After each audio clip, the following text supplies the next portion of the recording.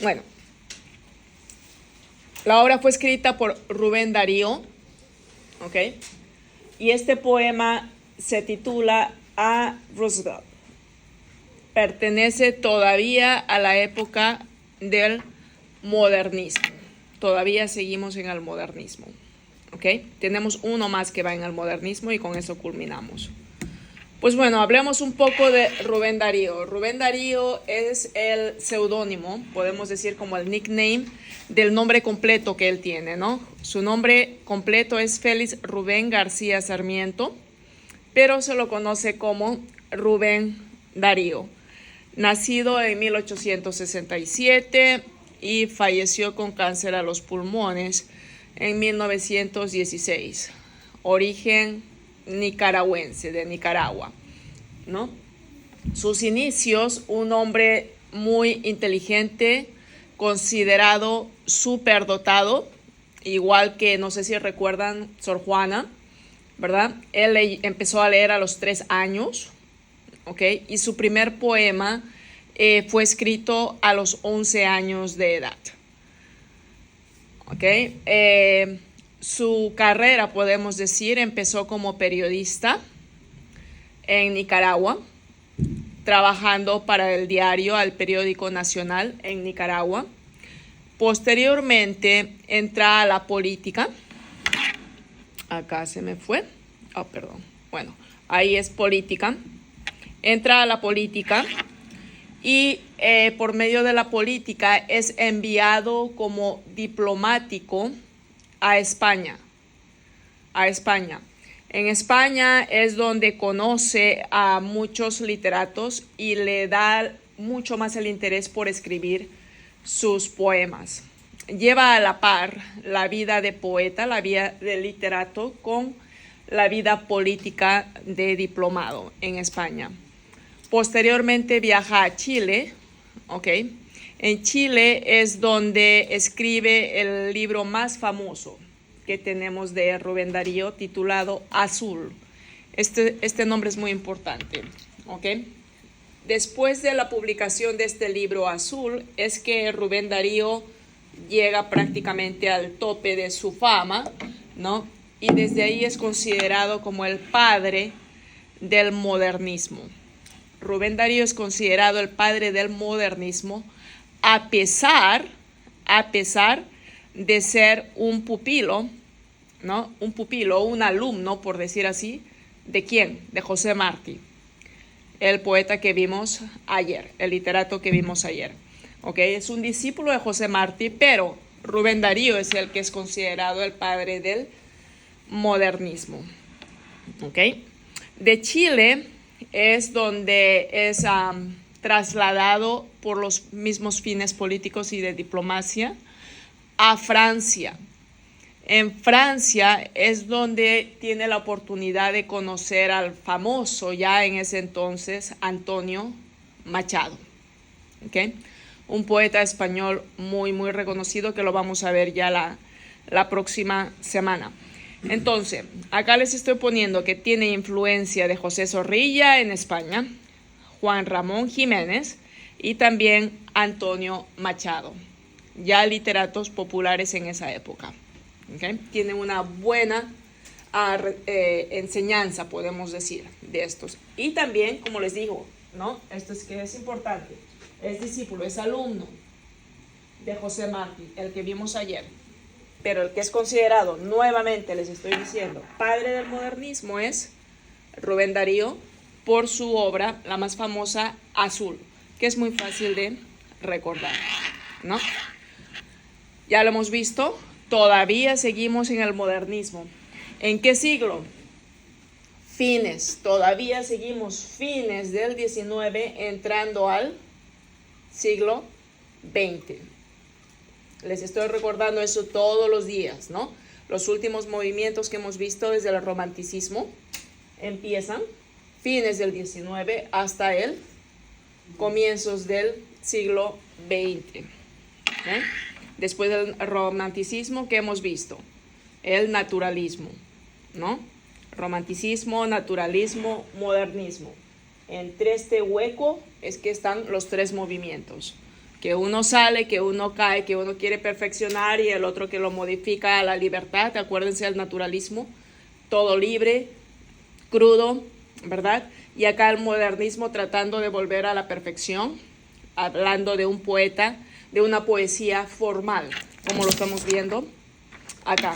Mucho recurso literario y también figura, ¿ok? El modernismo, lo que acabo de explicar ahora, ¿no? Perfecto. La obra de hoy es una poesía. A veces lo consideran como una oda. Oda, ¿saben lo que es una oda, no? Pero yo prefiero considerarlo solo como una poesía. Una poesía. Podríamos decir oda. Hay varios que titulan este poema como Oda a Roosevelt. Otros solamente le llaman a Roosevelt. El nombre puede variar, pero preferimos decir solamente poesía para no complicarnos. ¿Okay? Sociedades en contacto es el principal. Hay otros que podemos hablar también de tiempo y espacio, con la ruptura de la trayectoria. Podemos hablar también de dualidad del ser, pero no, solo enfoquémonos en esto, que es lo que básicamente he visto que hay en los exámenes. ¿Ok? Cuando hablamos de sociedad en contacto, acuérdense, y también esto es importante, ¿no? Estos tres movimientos que hemos estado viendo, desde el romanticismo, el naturalismo y ahora el modernismo, este tema de sociedades en contacto se ha venido repitiendo. No sé si se han dado cuenta, ¿ok? Entonces, este tema de sociedades en contacto es muy importante para estos tres movimientos literarios. ¿Okay? Incluye el imperialismo, el nacionalismo y el regionalismo. Se ve mucho más fuerte ayer con el ensayo de José Martí acerca de nuestra América, y ahora también lo vamos a ver con el poema a Roosevelt. Muchos recursos literarios, como pueden ver ahí en la copia. Traté de hacer lo mejor posible, pero pues vamos a ver si nos entendemos, porque era muy complicado para mí hacerlo en un slide y dividirlo, ¿no? Vemos simbolismo, alusión literaria, apóstrofe, metáfora, epíteto, alusión histórica, antítesis, anáfora, yuxtaposición, enumeración, acotación, esta es nueva quizás, verso monosílabo, también es nuevo, hipérbole, personificación, que viene a ser la prosopopeya, ¿no? Simil, metonimias, apología, que ya lo vimos ayer, asíndeton, polisíndeton y la aliteración con el sonido de la doble R, ¿no? Es mucho para escribir ahí. ¿Los están escribiendo todos? Ok, les espero entonces, porque es mucho. He tratado de cubrir todos en la hoja, en la copia que les di. Creo que están todos.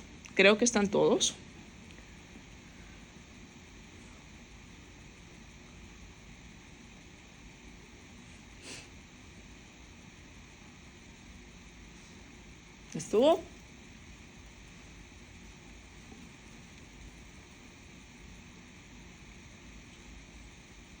Vale. ¿Sigo? Ya lo vamos viendo con esto después, ¿ok? Con la copia. Vamos avanzando. Pues entremos de frente al poema. Como les digo, pueden unos verlos como Oda a Roosevelt o a Roosevelt. ¿Ok? Escrito por Rubén Darío en el año 1904, si es que no lo mencioné. Creo que no lo mencioné. Este es el cuadro que les mencionaba ayer, ¿no? El gigante de las 7 leguas. ¿Ok? Las 7 leguas es una frase muy popular, 7 leguas, muy antigua, que no se refiere solamente a Roosevelt. 7 leguas significa el hecho de usar, se representa por las botas, por botas grandes, esta frase, ¿ok? Se representa por botas grandes. Alguien que está usando botas grandes, y al usar esas botas grandes te facilita hacer pasos largos, ¿ok? Pasos largos con fuerza, los cuales si estás dando pasos largos significa que estás avanzando más, ¿ok? Esos son unos pasos largos con fuerza, definido, lo que te permite avanzar más. Leguas es la cantidad, es la distancia, ¿ok? Y se dice 7 leguas como una manera de expresar una distancia muy larga. ¿Estamos? Ok. Pues este es el cuadro que me refería ayer, ¿no? Se le considera en este poema el gigante de las 7 leguas. Y esta es una de las frases más populares, ¿ok? En las que Rubén Darío se basó para escribir este poema, ¿ok? Esto tiene una historia, imagino que ustedes ya lo deben haber estudiado, ¿no? Una exposición que él tuvo, podemos decir así, una reunión que él tuvo con el Senado después de tomar Panamá, ¿verdad? Él hizo la propuesta. Bueno, para empezar, él se autonombró presidente, ¿cierto? Se autonombró presidente de los Estados Unidos y la ambición de crecer en lo que es el país, ¿no? Lo llevó a tomar decisiones personales. Como él dice acá, ¿no? Tomé el canal de Panamá y dejé que el Congreso lo debata. Yo ya lo tomé, ¿no?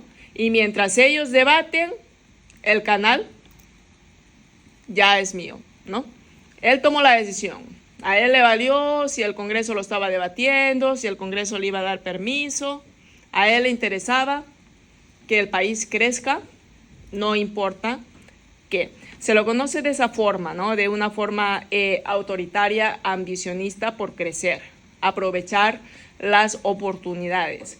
Y bueno, eso lo vemos también en el contexto histórico, ¿ok? El contexto histórico nos habla de la famosa Guerra Hispanoamericana. Este poeta, Rubén Darío, escribió el poema a Roosevelt después de la Guerra Hispanoamericana, que la mencioné ayer un poco. Esta guerra hispanoamericana se da entre Estados Unidos, acuérdense que ya son varios estados que se unen, ¿verdad? Varios estados que se unen. Se da entre Estados Unidos y España, ¿ok? Se da entre Estados Unidos y España con la finalidad de que Estados Unidos apoye la independencia de Cuba, que eran los últimos lugares que España todavía no lo cedía, ¿ok? Según la historia, el presidente Adams, el presidente Polk y también el presidente Grant trataron de comprar esos países, ¿ok? En esa época se negociaba la venta y la compra de los países a España. España ya estaba en una caída terrible en su economía, un declive, le podemos decir, en el año 1898, más o menos que ocurre todo esto, ¿ok? España se estaba yendo al pique. No había guerra que ganara. Y también ya teníamos la influencia de Napoleón, que estaba entrando también con fuerza, ¿verdad? Entonces lo que hace España es empezar a vender los territorios que sabía que los iba a perder en algún momento y que no le valía la pena tenerlos todavía, ¿no? Entonces vendió Florida, ¿no es cierto? Vendió Florida, vendió la otra parte de Sudamérica que no le convenía tener, los vendió a Alemania, se empezó a deshacer de algunas partes que no eran países en esa época, ¿verdad? Para obtener algún beneficio económico por lo menos. Pero España no quería ceder con Cuba, no quería ceder con Panamá, no quería ceder con Puerto Rico, ¿ok? Porque habían intereses económicos muy grandes.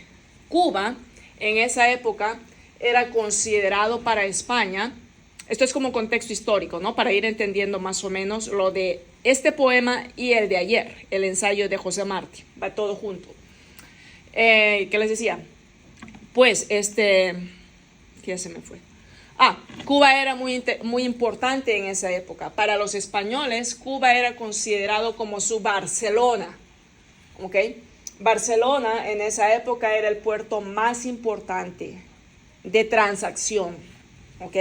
El que era más no solamente importante en la transacción, sino el que daba la imagen a España, porque acuérdense que también hemos visto el puerto de Galicia, ¿ok? Hace unos días, ¿en qué obra? Las Medias Rojas, ok. Bueno, entonces para España, Cuba era como su Barcelona. Ellos tenían una visión muy grande para la transacción que ellos podían hacer en el futuro, el medio de conexión con quién, con Centroamérica y también con Sudamérica. Todavía no lo veían con Panamá. Sabían que podían hacer algo ahí, estaban viendo Cuba, Panamá, cuál puede ser, estaban viendo, entonces no lo soltaban, no querían soltarlo, había ese interés económico, ¿ok? Aparte que Cuba era el mayor productor de caña de azúcar en esa época. Cuba era el mayor productor agrícola de productos agrícolas que satisfacía las necesidades de Estados Unidos. Estados Unidos todavía no tenía ese ingreso, esa posibilidad de cultivar las tierras, ¿ok?